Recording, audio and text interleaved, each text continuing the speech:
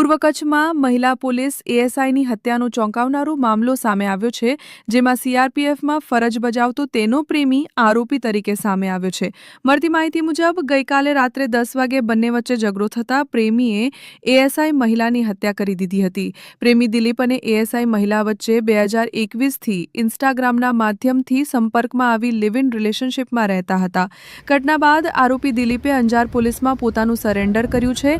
હાલ પોલીસે હત્યાના કારણોને લઈ આરોપીની સઘન પૂછપરછ શરૂ કરી છે. અંજાર પોલીસ સ્ટેશન ખાતે ફરજ બજાવતા મહિલા એએસઆઈ અરુણાબેન જાદવની એક હત્યાનો બનાવ બનેલ છે.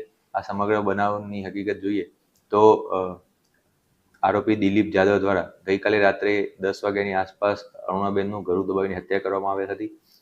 આરોપી અને મરણ જનાર અરુણાબેન 2021થી ઇન્સ્ટાગ્રામ દ્વારા એકબીજાના સંપર્કમાં આવેલા હતા. ત્યારબાદ બંને લિવિનમાં સાથે જ રહેતા હતા અને ગઈકાલે રાત્રે બંને અરુણાબેનના ઘરે હતા.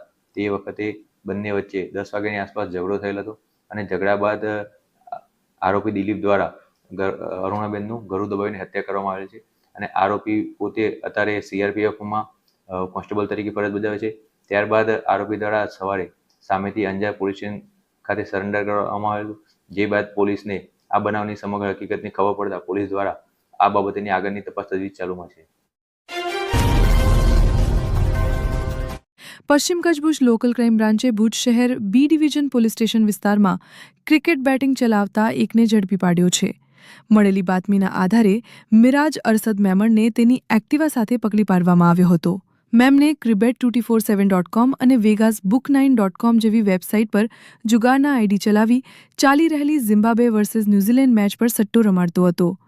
તેના મોબાઈલમાંથી 2 આઈડી મળી આવી, જેમાં કુલ ₹35 લાખનું બેલેન્સ હોવાનું બહાર આવ્યું છે. સાથે 2 મોબાઈલ અને એક્ટિવા પણ કબજે કરવામાં આવી છે. એલસીબીની કામગીરીમાં 12 અન્ય શખ્સો પણ જુગાર આઈડી સાથે સંડોવાયેલા હોવાની શંકા સામે આવી છે. આ સંબંધે બી ડિવિઝન પોલીસ સ્ટેશન ખાતે જુગાર ધારા કલમ હેઠળ ગુનો દાખલ કરીને વધુ તપાસ હાથ ધરવામાં આવી છે. અબડાસા તાલુકાના રાયધણજર લંકીમાં ફરી એકવાર દીપડો જોવા મળ્યો છે. મળતી માહિતી અનુસાર રાયધણજર લંકીમાં તારીખ 17ના સાંજના સમયે આ દીપડો જોવા મળ્યો હોવાનું જાણવા મળ્યું છે. સ્થાનિક અશોક કન્નરને આ દીપડો જોયો હોવાનું જણાવ્યું હતું.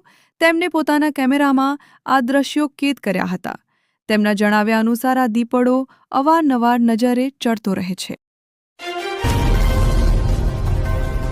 પૂર્વ કચ્છ પોલીસ દ્વારા તારીખ 18 જુલાઈ 2025ના રોજ જિલ્લા કલેક્ટર કચ્છ ભુજ દ્વારા બહાર પાડવામાં આવેલા જાહેરનામાના અસરકાર અમલીકરણ માટે ખાસ ડ્રાઇવ હાથ ધરવામાં આવી હતી. આ અભિયાન અંતર્ગત મકાન ભાડુઆતની નોંધણી બાબતે 337 ભાડુઆતોની ચકાસણી કરવામાં આવી હતી અને બીએનએસ કલમ 223 મુજબ 38 જાહેરનામા ભંગના ગુનાઓ નોંધવામાં આવ્યા હતા. તદુપરાંત ઔદ્યોગિક એકમોમાં કામ કરતા મજૂરોની નોંધણી બાબતે 88 ઔદ્યોગિક એકમો અને 1559 મજૂરો કોન્ટ્રાક્ટરની ચકાસણી કરીને 24 ગુનાઓ નોંધવામાં આવ્યા હતા. રાપર તાલુકાની મુલાકાત લેતા પ્રદેશ ભાજપના સંગઠન મહામંત્રી રત્નાકરજી આજે રાપર તાલુકાના વૃજવાની ખાતે ગુજરાત પ્રદેશ ભાજપના સંગઠન મહામંત્રી રત્નાકરજી દ્વારા સરહદી વિસ્તારમાં ભાજપના કાર્યકરોને સંગઠિત બનવા માટે હાકલ કરી હતી. આજે યોજાયેલી બેઠકમાં ધારાસભ્ય વિરેન્દ્રસિંહ જાડેજા, જિલ્લા ભાજપના પ્રમુખ દેવજીભાઈ વરચંદ, મહામંત્રી ધવલ આચાર્ય, મંત્રી વિકાસ રાજગોર, સરહદ ડેરીના ચેરમેન વલમજી હુંબલ, રાપર તાલુકા ભાજપ પ્રમુખ નશાભાઈ દૈયા, માજી શહેર ભાજપ પ્રમુખ ઉમેશ સોની સહિતના હોદ્દેદારો ઉપસ્થિત રહ્યા હતા. પ્રદેશ મહામંત્રી રત્નાકરજી દ્વારા ઉપસ્થિત સંગઠનના હોદ્દેદારોને જણાવાયું હતું કે આજ રોજ રાપર વિધાનસભામાં રાપર અને ભચાઉ તાલુકાના સરહદી વિસ્તારોમાં ઓપરેશન સિંદૂર દરમિયાન દરેક ગામમાં 5 કાર્યકરોની સમિતિ બનાવવામાં આવી છે. આ સમિતિઓ દ્વારા ગ્રામ્ય વિસ્તારોમાં સંગઠન પર ભાર મૂકવામાં આવ્યો છે. ભચાઉ તાલુકા ભાજપના પ્રમુખ વાઘજીભાઈ છાંગા, રાપર તાલુકા ભાજપના મહામંત્રી ઓ મહેન્દ્રસિંહ વાઘેલા અને મહાદેવભાઈ તેમજ અપેક્ષિત કાર્યકરો હાજર રહ્યા હતા. સમગ્ર આયોજન દરમિયાન ઉમેશભાઈ સોની અને નશાભાઈ દૈયાએ વ્યવસ્થા સંભાળી હતી.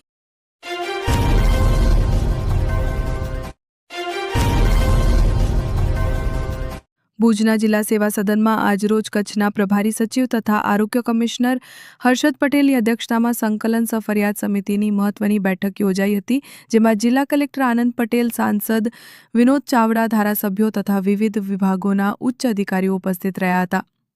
બેઠકમાં નાગરિકોની ફરિયાદો અને ચૂંટાયેલા જનપ્રતિનિધિઓ દ્વારા રજૂ કરાયેલ સ્થાનિક પ્રશ્નો અંગે વિગતે ચર્ચા કરાઈ હતી. પ્રભારી સચિવશ્રીએ તાકીદ કરતા જણાવ્યું હતું કે નાગરિકોની સુવિધા માટે સમસ્યાઓનો તાત્કાલિક ઉકેલ લાવવો અધિકારીઓની ફરજ છે અને દરેક વિભાગે જવાબદારીપૂર્વક કામગીરી કરવી જોઈએ. માર્ગ અને મકાન વિભાગ, નેશનલ હાઈવે, હેલ્થ અને આંગણવાડી સંબંધિત પ્રશ્નોની સમીક્ષા કરાઈ હતી અને જાહેર માળખાકીય સુવિધાઓને લઈને જરૂરી સૂચનાઓ આપવામાં આવી હતી. સાંસદ વિનોદભાઈ ચાવડાએ રસ્તા રિપેરિંગ અને ટ્રાફિકના પ્રશ્નો રજૂ કરતા તેને ઝડપી હલ કરવા ભાર મૂક્યો હતો. અબડાસાના ધારાસભ્ય પ્રદ્યુમ્નસિંહ જાડેજાએ શાળા, આરટીઓ કેમ્પ, વીજ સબસ્ટેશન, ગૌ માતા પોષણ યોજના અને ભીમાની યોજનાઓ સહિતના મુદ્દાઓ રજૂ કર્યા હતા. અંજારના ધારાસભ્ય ત્રિકમભાઈ છાંગાએ રોડ, બાયપાસ, રોપા વિતરણ, બેંક સુવિધા, ટોલ બૂથ, રેલવે ક્રોસિંગ અને અંડરબ્રિજના પ્રશ્નો ઉપર ધ્યાન ખેંચાવ્યું હતું. ગાંધીનામના ધારાસભ્ય માલતીબેન મહેશ્વરીએ ટ્રાફિક સમસ્યા, ઓવરબ્રિજ અને આંગણવાડી માટે જમીન ફાળવણીની રજૂઆત કરી હતી. બેઠકમાં પૂર્વ અને પશ્ચિમ કચ્છના પોલીસ અધિક્ષકો સહિત વહીવટીતંત્રના અન્ય અધિકારીઓ હાજર રહ્યા હતા અને દરેક રજૂઆતના સંભવિત ઉકેલ માટે તાત્કાલિક પગલાં લેવાની ખાતરી અપાઈ હતી.